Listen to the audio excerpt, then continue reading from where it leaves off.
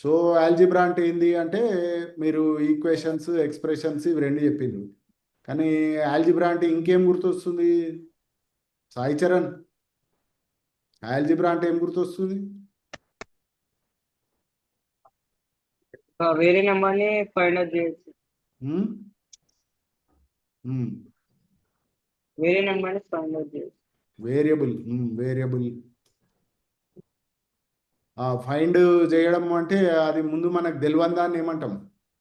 ఏదన్నా మనకు తెలియదు అనుకో, ముందు దాని గురించి కొంచెం ఇన్ఫర్మేషన్ ఉంది కానీ అది ఏందో ఎగ్జాక్ట్లీ తెలియదు అనుకో, వాల్యూ దాన్ని ఏమంటాం? ఎక్స్ అన్నా వై అన్నా అనుకోండి. అవి లెటర్స్ వాడతామా? లెటర్స్, సింబల్స్ ఇవన్నీ వాడతాము, కరెక్ట్. ఇట్లా ఎక్స్ వై అన్నది లెటర్స్ని సింబల్స్గా వాడతాము. లెటర్స్ సింబల్స్ ఉంటాయి. ఓకే. ఇప్పుడు ఎక్స్ అనేది మనం ఇట్లా ఎక్స్ అని అంటాం కదా మామూలుగా, దాన్ని దేన్ని ఎక్స్ అంటాము మన Bharat? Unknown. Unknown. Unknown quantities. Usually algebra ఏంటంటే మనం మ్యాథ్స్ సంగతే మాట్లాడితే క్వాంటిటీస్ అంటే ఏంది అంటే మెజర్ చేయగలిగినవి. మన మామూలు ఈడ ఎవరెంత మంచోళ్ళు, ఆయన మంచోడా కాదా ఇట్లాంటి ముచ్చట్లు మాట్లాడతలేము కదా, అవి క్వాలిటీస్. ఎవరైనా మంచోళ్ళ చెడ్డోళ్ళ, ఇష్టమా లేదా, అవన్నీ క్వాలిటీస్ అంటాం. క్వాలిటీస్. క్వాంటిటీస్ అంటే ఏంది? క్వాంటిటీ అంటే that which can be measured అన్నమాట. దేన్నైతే మెజర్ చేయగలుగుతామో అది క్వాంటిటీ అంటాం. అయితే ఏదన్నా మనకు తెలియదు అనుకో దేని సంగతి అన్నా, అది ఎంత అని అది కనుక్కోవచ్చు, కానీ దాని గురించి మనకి ఏదన్నా ఇన్ఫర్మేషన్ ఉండొచ్చు దాని గురించి, రైట్? సో ఆ ఇన్ఫర్మేషన్ మనకి ఒక దాని గురించి తెలుసు కానీ అది తెలియదు మనకి ఎంతనో ఎగ్జాక్ట్గా దాని అమౌంట్ అన్నప్పుడు ఏంది అంటే, సరే తెలియంది అని ఊకే తెలియంది తెలియంది అది ఇంకోటి ఉన్నది, ఆ, ఉప్పుది పప్పుది ఇవన్నీ మాట్లాడాలి అంటే ఊకే ఉప్పు పప్పు అని రాసుకుంటూ కూర్చునే బదులు మనం ఏం చేస్తాము అంటే ఎక్స్ అండ్ వై అని చిన్న పేర్లు పెడతాం. ఇదేంది అంటే వేరియబుల్ నేమ్స్ అన్నట్టు. వేరియబుల్కి ఏదైనా పేరు పెట్టినాం అనుకో, ఊకే శోభన చలపతి రావు అని ఒక ఆయన పేరు ఉంది అనుకో, శోభన చలపతి రావు అనుకో, ఊకే శోభన చలపతి రావు అని ఇట్లా మాట్లాడే బదులు ఎక్స్ అని పెట్టేసినాం అనుకో, అప్పుడు ఈజీ కదా, ఎక్స్ అనడం ఈజీ శోభన చలపతి రావు కంటే. అందుకే ఇట్లాంటి పేర్లు పెడతాం అన్నమాట వేరియబుల్స్. మనకున్నట్లాంటి పేర్లు పెట్టాం, చిన్న చిన్న పేర్లు పెడతాం ఎక్స్ వై అని.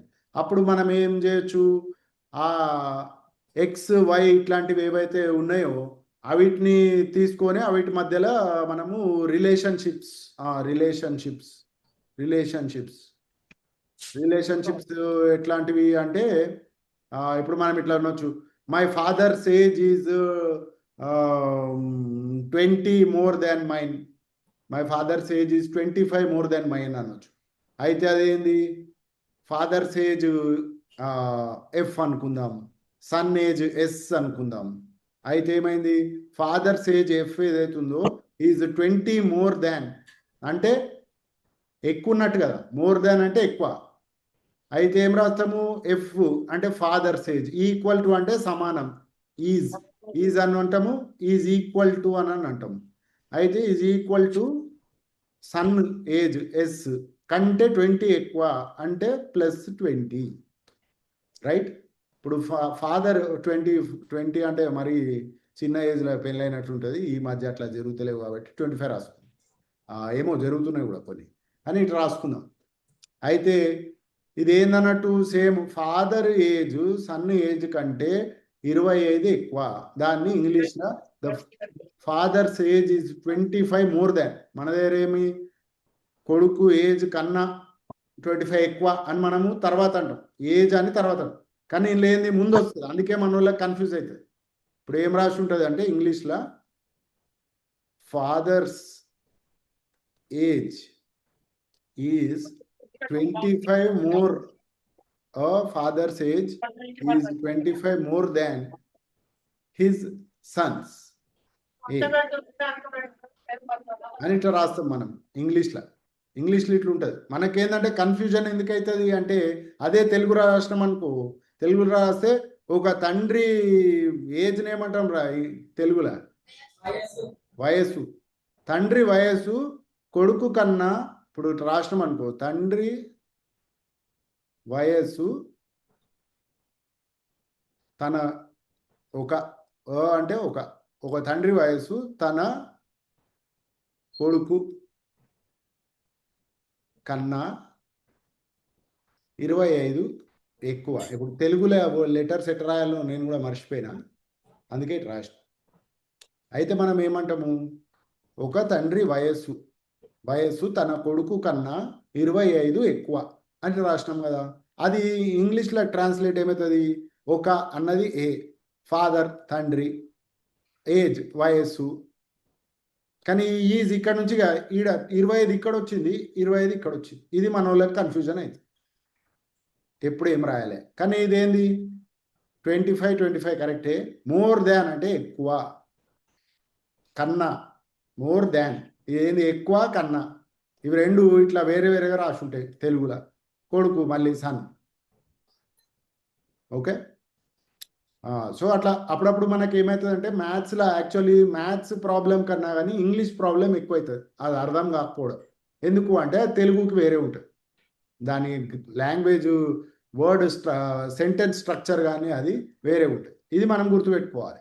అయితే ఇట్లాంటి మోర్ దాన్ లెస్ దాన్, ఇంకొకటి ఇట్లా ఉందనుకో, the price let's say tomatoes, the price of tomatoes is twice that of, ఇట్లుందా లేదా వేరే విషయం కానీ అనుకుందాం, ఆఫ్ పొటాటోస్ అని ఇట్లా అనుకున్నాను, ఇట్లా అన్నాను. ఏంది ట్వైస్ అంటే, ట్వైస్ అంటే ఏంది అశ్విని?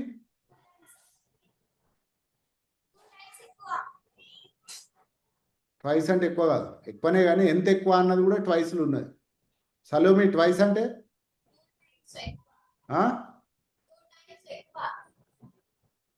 గట్టిగా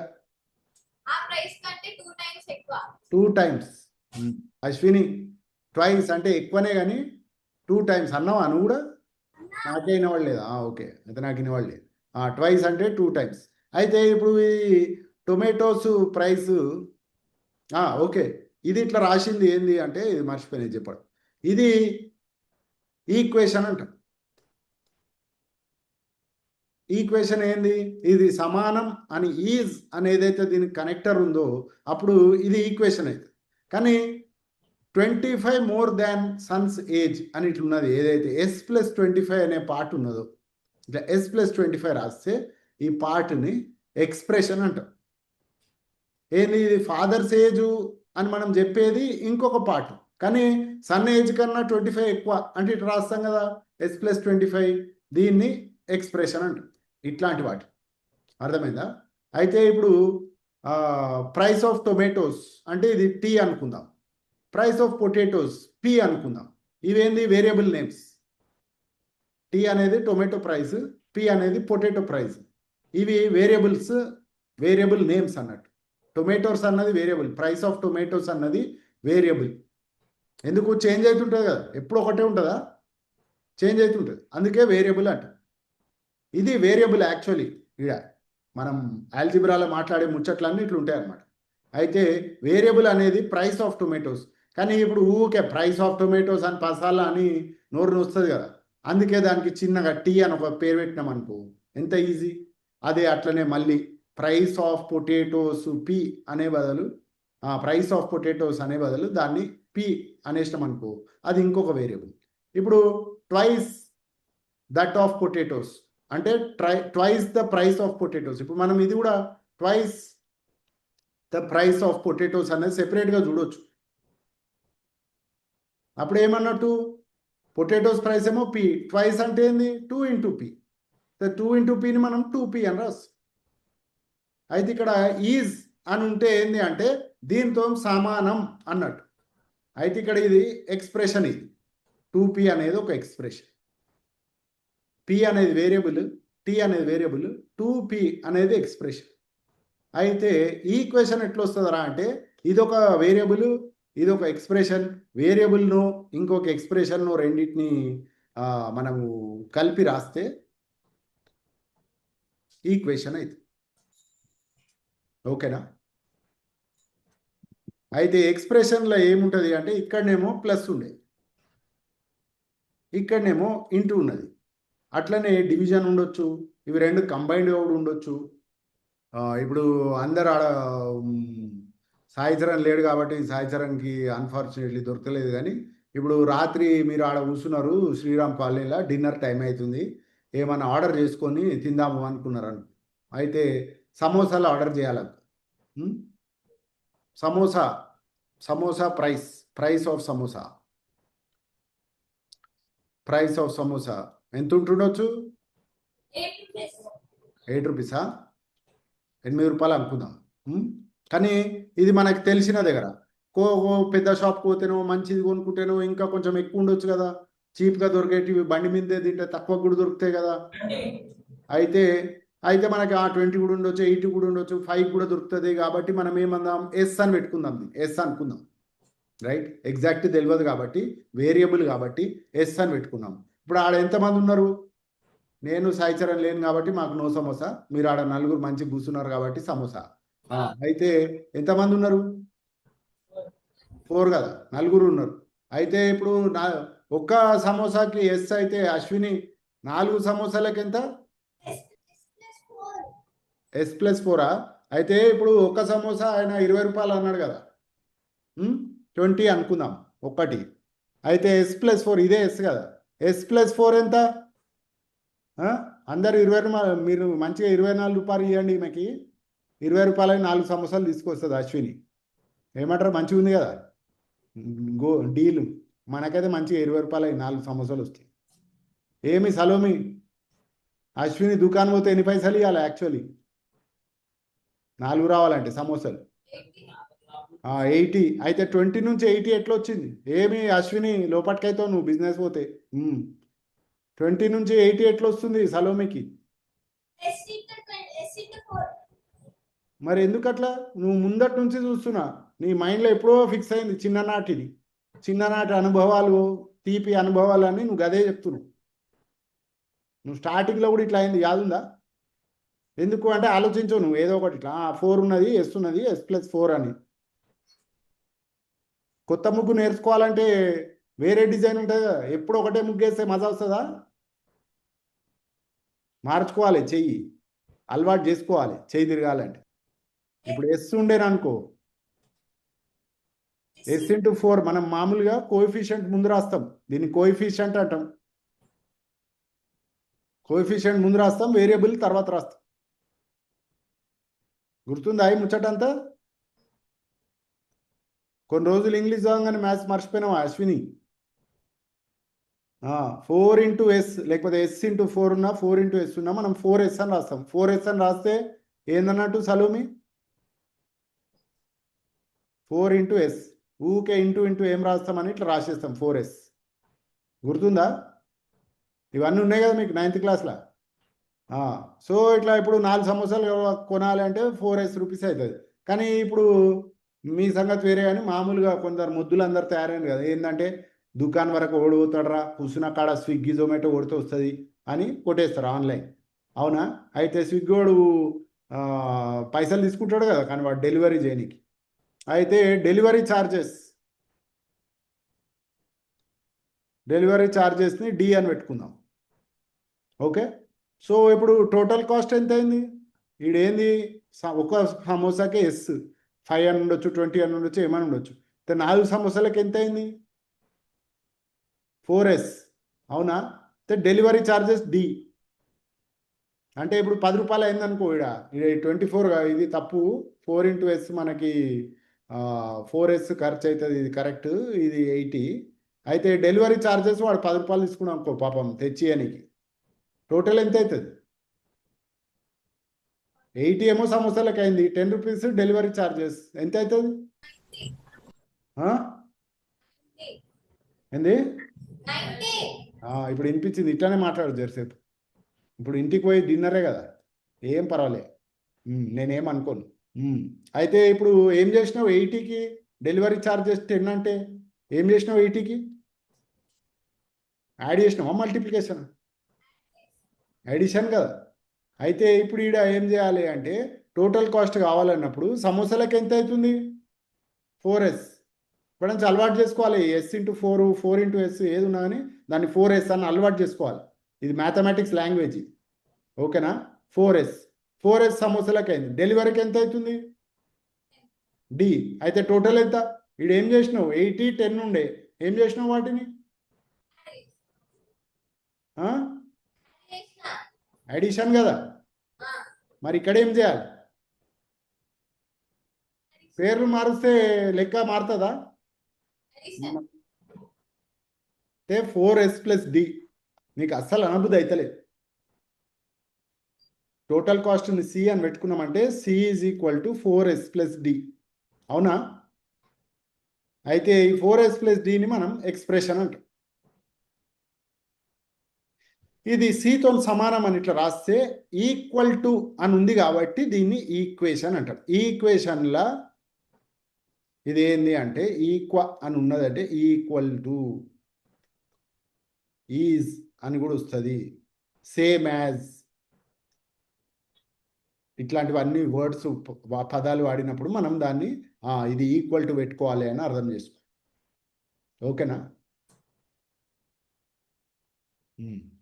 సరే మరి కొన్ని ప్రాబ్లమ్స్ చూద్దాం. ఇవి మీకు ఇది చెప్పింది ఎట్లా రాయాలి అని అర్థమవుతుందా ముచ్చట అని చూడండి. ఇది ఆల్రెడీ చూసినాం, గుర్తుందా అశ్విని? సో ఓకే, ఇది వేరే ఇప్పుడు ఆల్రెడీ ముందటి నుంచి సాయి చరణ్, భరత్, శివకేశవకి ఇది ఈజీ ఉంటుంది యాక్చువల్లీ, వాళ్ళకి ఆల్రెడీ వచ్చేసింది ఇదంతా. కానీ వాళ్ళు ఉట్టిగా మన దగ్గర ఏంది ఓన్లీ వాడు చదువుకుంటే సరిపోదు కదా, వేరే వాళ్ళకి రాని వాళ్ళకి చెప్పాలి. సో మీరు అబ్జర్వ్ చేయండి కేర్ఫుల్గా, ఎట్లా ఎవరన్నా ఇది చదివేటప్పుడు దీంట్లో వాళ్ళకి ఏం గ్యాప్స్ ఉన్నాయి, ఎందుకు అర్థమవుతలేదు అన్నది మీకు తెలిస్తే వేరే వాళ్ళకి కూడా చెప్పాలి. అంతే కదా, సమ్మర్ స్కూల్లో మనం కూడా నేర్చుకోవాలి, వేరే వాళ్ళకి కూడా చెప్పాలి. ఓకే. అయితే ఇప్పుడు అశ్విని రీడ్ చేయి ఇక్కడ నుంచి.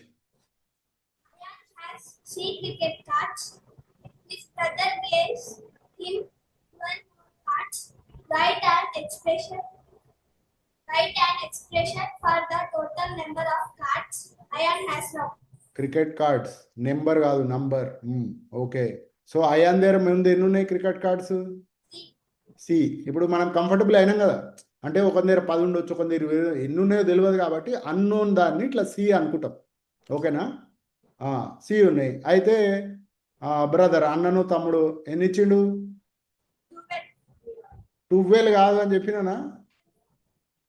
12 అంటే ఇట్లా ఉండాలి స్పెల్లింగ్, ఇదేనా దీని స్పెల్లింగ్? 12 అనాలి. అయితే ఎన్ని ముందు సి ఉండే, తర్వాత 12 మోర్ అంటే ఇంకా ఇచ్చిండు అన్నట్టుగా, తీసుకోలే, ఇచ్చిండు. అయితే ఎక్స్ప్రెషన్ రాయాలి. Total number of cricket cards Ayaan has now. మొత్తం ఎన్ని ఉన్నాయి అంటే ఎన్ని ఉన్నట్టు? ఇప్పుడు ముందు సి ఉండే, ఇంకోటి 12 ఇచ్చిండు, అయితే ఎన్ని ఉన్నట్టు? ఇప్పుడు ప్లస్ వస్తుంది. అంతేనా సలోమి? ఇది అర్థమైందా ముచ్చట నీకు? పక్కా? ఓకే. ఇంటూ చేయొద్దా ఈడ? ఓకే, నెక్స్ట్ నువ్వు చదువు Salomi. There are students in a class. If the ఇది ABCD అన్నట్టు ఏ అని చదవద్దు, ఇట్లా సెంటెన్స్లో వచ్చినప్పుడు ఇప్పుడు నువ్వు there are S students in a class అంటే ఇట్లా ఫ్లో అయింది చూడు. There are S students in a class అనాలంటే ఇట్లా ఆగవలసి వస్తుంది. There are S students in a class అట్లా ఫ్లో అవుతుంది. There are students in a class. Very good. If the students are divided into 6 equal groups, write an expression for the number of students in each group. అయితే ఎంతమంది ఉన్నారు క్లాస్లో? Yes మంది ఉన్నారు. ఎందుకు అంటే ఒక క్లాస్లో ఎక్కువ ఉంటారు, తక్కువ ఉంటారు, ఏ క్లాసు ఏం సంగతి ఏ స్కూల్ ఇవన్నీ తెలియదు కాబట్టి అనుకోరా బై ఎస్ అని అంటున్నాం. అనుకున్నాం అనుకో. అయితే ఇప్పుడు ఎట్లా డివైడ్ చేయాలి? 6 ఈక్వల్ గ్రూప్స్ సమానంగా డివైడ్ చేయాలి, రైట్? అయితే ఎస్ ఒక క్లాసులు ఉంటే ఇప్పుడు 6 గ్రూప్స్ ఫామ్ అవుతాయి కదా. ఇవి ఒక్కొక్క గ్రూప్లో ఎంతమంది ఉంటారు అని అడిగిండు కదా. అయితే ఏమంటావు? ఇప్పుడు సరే, ఇప్పుడు నీ బర్త్డే ఎప్పుడు? August 12. ఆగస్ట్ 12th కదా. అయితే వస్తుంది కొన్ని నెలలు అయినాక. అయితే ఈ మధ్య నువ్వు పెద్ద అయిపోయినా అని చాక్లెట్లు వంచలేవు కానీ చిన్నప్పుడు ఇట్లా మనకు ఉంటుంది కదా, చాక్లెట్లు వంచాలి అని. అయితే సరే, ఒకసారి మనం అనుకోకుండా ఏమైంది, మన మమ్మీ డాడీ ఒక పెద్ద బ్యాగ్ తీసుకొచ్చారు. అయితే మనం ఏమనుకుంటాము, ఈ స్కూల్కి ఏమో ఇన్ని తీసుకుపోదాము అని ఇన్ని తీసేసినాం, కానీ ఇంకా మిగిలిపోయినాయి చాలా. అయితే మీరు అక్క చెల్లెళ్ళు అన్నదమ్ములు ఎంతమంది మీరు ఇంట్లో? ముగ్గురు కదా. అయితే మిగిలిపోయిన చాక్లెట్లు ఉన్నాయి. సరే, నా బర్త్డే నేను ఎక్కువ తీసుకుంటా అని మనకు ఐడియా వస్తుంది, కానీ అట్లా చేస్తే మామూలుగా కొట్లాట అవుతుంది కదా. అయితే ఇంట్లో ఉన్నవి ఏం చేయాలి, మామూలుగా సమానంగా పంచుకోవాలి కదా. అయితే లెట్సే మీ పేరెంట్స్ తెచ్చిన కాడికి వెళ్ళి స్కూల్లో వంచేసినాము, అయిపోయింది స్కూల్లో వంచేది, కానీ నీ దగ్గర ఇంకో 30 చాక్లెట్లు మిగిలినాయి అనుకో. 30 చాక్లెట్లు మిగిలినాయి. ఇప్పుడు ఇంట్లో ఉన్న వాళ్ళు ముగ్గురు పిల్లలు, అందరు సమానంగా పంచుకోవాలి కదా. సమానంగా పంచుకుంటే ఎన్ని వస్తాయి ఒక్కొక్కరికి? 10 కదా. 10 ఎట్లా వచ్చింది 30 నుంచి? Divide like this. సరే, అయితే అనుకోకుండా 60 మిగిలినాయి అనుకో. అన్ని చాక్లెట్ తింటే కడుపు ఖరాబ్ అవుతుంది, పనులు పుచ్చిపోతే ఇవి ఏమని ఉండని, కానీ 60 ఉన్నాయి అనుకో. అప్పుడు 20. ఏం చేసినావు? Divide. అయితే ఇప్పుడు ఇది ఇప్పుడు ఆలోచించు. నేను 30, 60 అని నీకు నంబర్స్ ఇస్తున్నా, కానీ పోనీ నీకు చెప్పని నంబర్ ఒకటి ఎస్ ఇచ్చిన అనుకో. ఈ చాక్లెట్ల ముచ్చట్ల ఎస్ చాక్లెట్స్ ఉంటే ఒక్కొక్కరికి ఎన్ని వస్తాయి? 30 ఉంటే 30/3, 60 ఉంటే 60/3, 90 ఉంటే 90/3, 75 ఉంటే 75/3. సి చాక్లెట్స్ ఉంటే 5, 6. అర్థమైంది కదా. ఆడ C/3 చేస్తుండే మీ, ఎందుకంటే ముగ్గురికి సమానం పంచాలి. ఇక్కడ 6 గ్రూప్స్ సమానంగా డివైడ్ చేయాలంటే S/6 అయితే. ఇప్పుడు నీకు ఎట్లా అనిపిస్తుంది? అయ్యా ఈజీ అనిపిస్తలే, కానీ ఏమవుతుంది, మనకు భయం ఎక్కువైనప్పుడు, భయం ఉన్నప్పుడు అమ్మో నాకు రాదు అన్నప్పుడు ఏంది, బ్రెయిన్ షట్ ఆఫ్ అవుతుంది. సో ఇప్పుడు మనం ఏం చేయాలి ఈ సమ్మర్లో ఎస్పెషల్లీ అంటే, ఫస్ట్ ఆ భయం పోగొట్ట. అర్థమవుతుందా? మ్యాథ్స్ ప్రాబ్లమ్స్ చేసుడు, ఎన్ని మార్క్స్ వచ్చినాయి అంతా తర్వాత, ఫస్ట్ మనకు భయం పోవాలి, ఇది ఇంతే అన్నది. ఓకేనా?